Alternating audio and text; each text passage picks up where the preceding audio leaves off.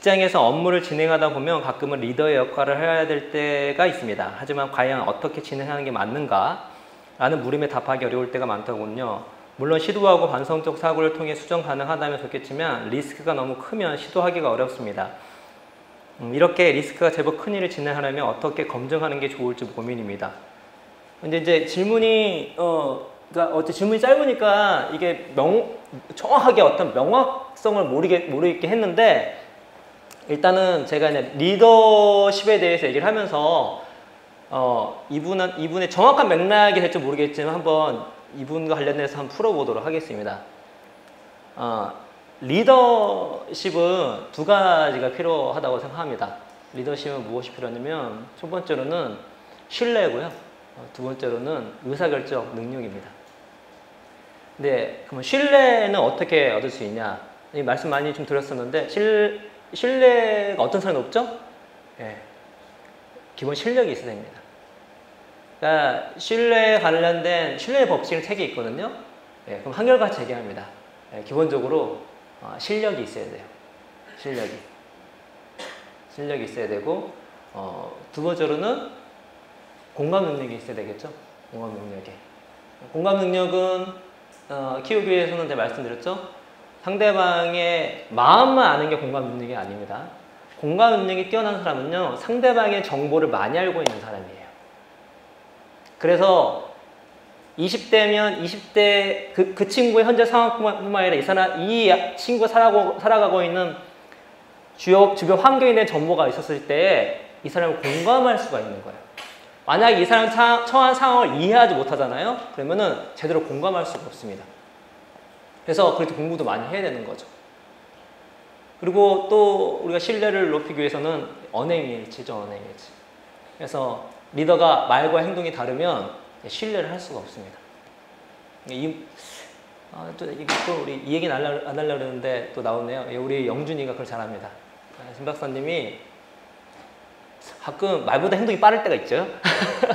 말과 행동이 일치가 돼야 신뢰가 생기는 거예요. 근데 마지막으로는 도덕적 권위죠. 제가 많이 강조하는 건데, 내 리더가 뭔가 윤리적으로, 도덕적으로, 심지어 가정적으로 뭔가 문제가 있으면 신뢰하기가 쉽지가 않아요. 이런 것들을 갖추면 이제 신뢰를 얻는 거고요. 그 다음에 의사결정 능력입니다. 자, 이분이 얘기하는 거는 어느 정도 의사결정과 관련된 부분이에요. 그 밑바닥에는 신뢰라는 게 있습니다. 결국 리더십의 문제고요. 의사결정을 잘 하기 위해서는 제가 이제 1초열장에 얘기했는데, 의사결정은요 통찰로 하는 게 아니에요. 직감으로 하는 게 아닙니다. 분석을 하는 게 아니에요. 의사결정은 프로세스로 합니다. 그러니까 의사 관련된 여러 가지 연구를 보면요, 어떤 통찰이나 분석을 통해서 의사결정을 내리는 것보다 프로세스를 만들어서 그 프로세스대로 의사결정을 내릴 때 의사결정 실패율이 떨어집니다. 그래서 1절장에는 5가지를 얘기했었죠. 첫 번째가 뭐냐면 인신론적 겸손을 거쳤는가. 그러니까 인신론적 겸손이란 건 뭐냐면요, 내가 이 비즈니스잖아요. 비즈니스를 뭔가를 할 때 완벽한 계획을 세울 수가 없고, 이 비즈니스에 나오는 모든 과정과 결과에 대해서 정확하게 예측할 수 없다는 걸 인정하는 거예요. 그래서 저희가 뭐라고 얘기했죠? 복잡게 얘기를 했고 개인의 한계를 얘기했죠. 그러니까 경영은 복잡계이기 때문에 예측이 불가해요. 근데 그걸 하는 사람도 인간인데 인간은 편향에 쌓여있기 때문에 이 복잡계에 있는 일을 편향에 쌓인 인간이 완벽하게 계획을 갈 수가 없는 거죠. 이거를 인지하는 게 중요합니다.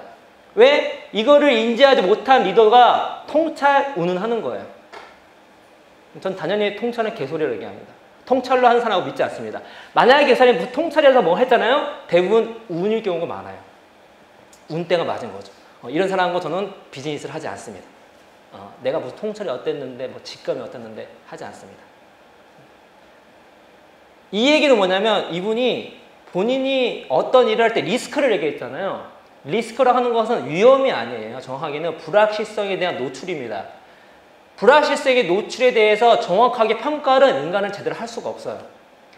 그러니까 내가 이분이 어떤 일을 할 때 내가 리스크가 크다 적다를 정확하게 판단하기가 힘들어요. 그거를 받아들이는 게 되게 힘듭니다. 근데 받아들여야 돼요.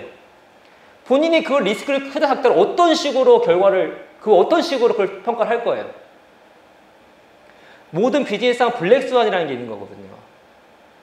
블랙스완이라는 게 있는 거예요. 그래서 내 불확실성에 대한 노출에 대해 정확한 평가는 힘들어요. 어느 정도 노출됐다는 생각할 수 있지만 그 다음에 중요한 게 원래 순서적으로는 선택안이 충분한 건데 이분이 얘기한 걸 접목하면 그 다음에 필요한 게 무엇이냐면 최악의 시나리오를 그렸는가 합니다. 그러니까 내가 하는 비즈니스가 얼마나 리스크가 있나, 그러니까 리스크라는 것은 얼마나 이걸 했을 때 위험하며 이득을 얻냐, 그거는 정확하게 판단이 힘들어요. 그래서 비즈니스의 비용 편입 분석이라는 것이 실제로 되게 허구입니다. 허구예요. 여러분 국가가 예산 잡았을 때 보세요. 맞는 경우 별로 없어요. 그게 당연한 거예요. 예산대로 되지 않아요. 이 세상은요. 우리 생각도 돌아가지 않습니다. 누가 지금 일본이 수출 규제할 거라고 누가 올 초에 예상했어요? 어느 누구도 예상하지 못했어요. 이 세상을 이렇게 돌아가는 거예요. 특히 비즈니스 상황은 그렇게 돌아가는 거예요. 그럴 때에는 내가 이거를 하면 얼마큼의 이득을 얻고 얼마큼을 잃을 것인가를 판단하는 게 아니에요. 이거를 실패했을 때 어떤 상황을 가정하는 겁니다. 왜? 그거는 어느 정도 가정할 수가 있으니까.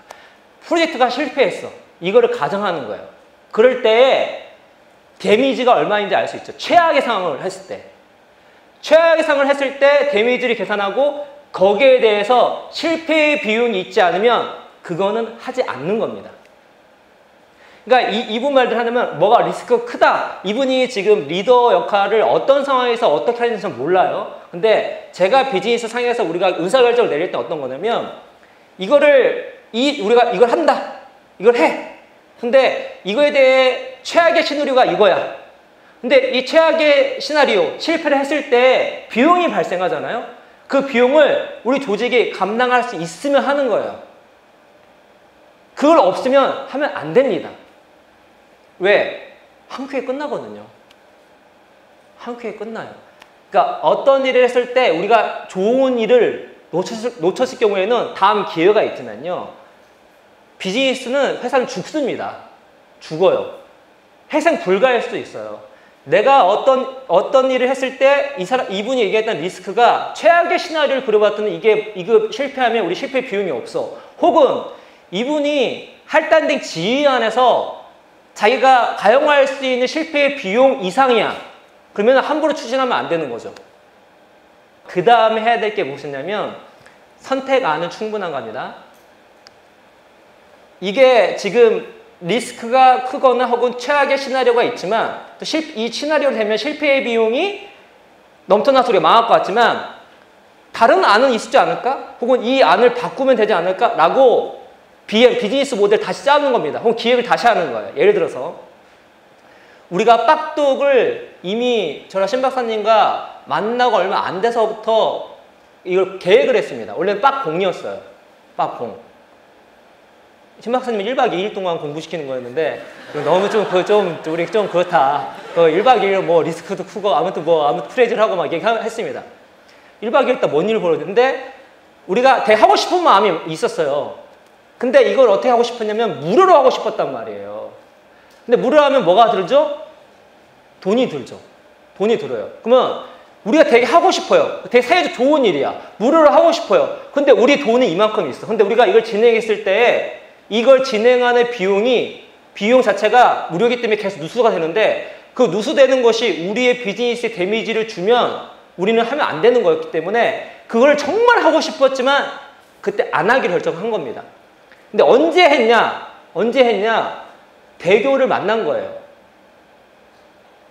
교육기업 대교를 만났어요. 그리고 지금은 그때 강원주 상무님이 이 얘기를 했을 때 잘 통했습니다. 근데 통하면서 이걸 왜 하게 됐냐면 리스크 차원에서 이거예요. 대교는 사회공헌 일을 해야 되는데 빡독이라고 하는 것은 이 대교와의 그 교육기업으로서 되게 맞는 사회공헌 일이에요. 근데 여기에 지금 들어간 돈은 대교는 이 돈이 없다고 해도 여기 무너지지가 않아요. 그렇죠? 그렇기 때문에 사회공헌 예산은 놔뒀겠죠. 어차피 이 돈은 쓸 돈이었어요. 그렇죠? 여기 진행해놓은 돈, 이 장소와 이것들. 근데 우리는 이걸 진행할 수 있는 능력이 있지, 진행할 수 있는 운영 능력이 있지만 자본이 없는 거죠. 그럼 우리가 대교랑 같이 협력을 하면 어떤 일이 벌어지죠? 이게 망했어. 한 명도 안 와. 아니면 뭐, 예를 들어서 이게 뭐 제대로 안 들어갔어. 한 달에 또 데미지 입는 사람이 있나요? 그게 있나요? 예. 네. 그러니까 완벽하게 어떤 문제가 없고 리스크가 없는 건 만들 수 없겠지만 우리가 의사결정을 내릴 때는 실패의 비용을 생각했을 때 다른 안이 나온다고요. 이걸 실행해서 이것이 진행되지 않는다 하더라도 데미지가 별로 없거나 실제로 실패했음에도 불구하고 오히려 더 이득이 될 수 있는 상황도 연출이 가능한 거예요. 그거는 내가 최악의 시나리오 그리고 실패의 비용을 했을 때 실패 비용이 있으면 그걸 추진할 수 있는 건데 그게 아니면 그거를 과감하게 바꿔서 다른 안이 있는가를 찾아보는 것입니다. 실제로 왜 의사결정 프로세스를 할 때 선택하는 충분한 걸 물어보냐면 많은 사람들이 이거는 비즈니스의 중요도와 마찬가지인데요. 의사결정을 내릴 때 반 이상이 가부 결정이나 양자택일을 해요. 가부 결정 한 가지 안을 놓고 이게 옳다 그르나를 판단하거나 A나 B 안을 이것만 고르는 거죠. 근데 실제로 이 안을 넓히면 C, D, E, F가 있는 것이거든요. 이것이 있다는 것만 생각하더라도 의사결정 수준이 높아지는 거예요. 근데 그걸 어떻게 나갈 수가 있냐? 최악의 시나리오를 그려봤을 때 나갈 수가 있는 거죠. 혹은 뭐 기회비용 여러 가지 있을 수 있습니다. 그렇죠? 그 다음에 검증은 어떻게 하냐? 이거는 디테일하게 이분이 어떤 일을 하기 때문에 다 달라요. 하지만 이론적으로 말씀을 드리면 검증은 줌아웃, 줌인으로 합니다. 그러니까 이건 어떤 거냐면 현미경으로 보고 만원경으로 보는 거야. 만원경으로 보는 건 뭐냐면 현미경으로 보는 거, 만원경으로 보는 건 뭐냐면 어떤 일을 할 때 이론이나 통계를 보는 거예요. 그러니까 우리가 유튜브에 진출한다고 봅시다. 유튜브에 진출할 때 그냥 진출하는 게 기본적으로 이론이나 통계를 보는 건 무엇이냐면요. SNS나 컨텐츠 마케팅 이런 것들에 공부를 하는 거예요. 기본적으로 이 네트워크가 어떻게 형성되고 있으며 컨텐츠가 어떻게 만들면 잘 퍼지며 바이럴이 어떻게 되며 영상이라는 거 어떻게 되면 이런 이론이 있거든요. 그 이론을 공부하는 겁니다. 책으로 공부할 수도 있고 아니면 거기에 전문가 얘기도 들을 수가 있겠죠. 혹은 플러스 내가 진출하려는 시장의 통계를 보는 거죠. 유튜브가 지금 상승 중인가 아니면 경쟁이 얼마나 심한가 거기서 얻을 수 있는 평균 뭐 광고 금액 얼마인가 거기서 성공한 비즈니스가 뭐가 있는가라 등등 그 통계를 보는 거예요. 그렇죠? 근데 그렇게만 보면 안 됩니다. 왜냐면 악마는 뭐가 있다고요? 디테일이 있다고 그랬죠. 줌인하는 거예요. 현미경으로 뭐냐면 실제로 거기서 유튜브면 유튜브를 운영하는 사람하고 인터뷰를 해봐야 돼요. 인터뷰를. 실제로 하는 사람, 특히나 나와 비슷한 일을 하는 사람이 인터뷰를 해보는 거죠. 그래서 현실이 어떻게 돌아가는지 들어보는 거예요. 혹은 유튜브에 대해서 이런 거에 대해서 주변에서 관련된 뭐 고객이나 뭐 관심 있는 사람들 직접 얘기를 들어보는 거죠. 그래서 이렇게 그러니까 현미경을 보고 만원경을 보고 혹은 이거를 빅데이터, 스몰데이터 하거든요. 이 두 개를 같이 보고 의사결정을 내렸을 때 의사결정 수준이 높아집니다. 그럼 이분이 하는 일에 대해서 이렇게 빅데이터와 스몰데이터가 있을 거예요. 그래서 관련된 이론적인 공부도 해야 되고 관련된 통계도 보셔야 되고 전문가의 의견도 들으셔야 되고 플러스 그 업계에 있는 현장에 있는 사람들 이걸 경험했던 사람들 그런 사람들의 이야기를 직접 들어야 됩니다. 그럴 때에 의사결정 수준이 높아지는 거예요.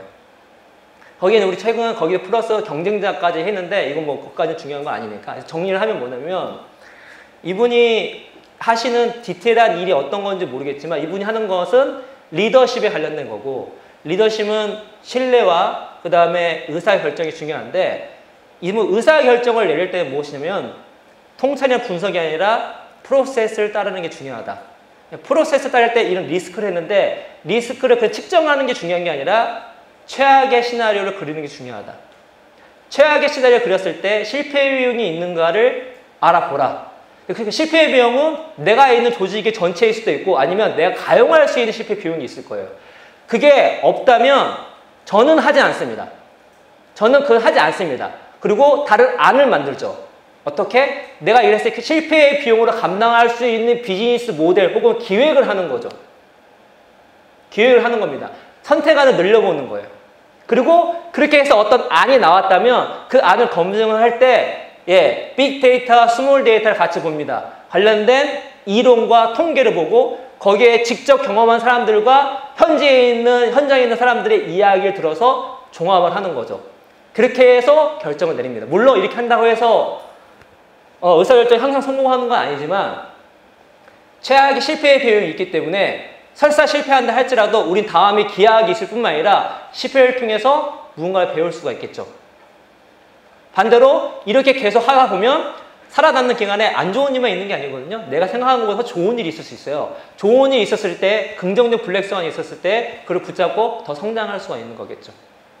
그래서 그런 식으로 이렇게 생각하시면서 의사결정을 내리시면 좋겠다는 말씀을 드리면서 이것으로 마치도록 하겠습니다. 감사합니다.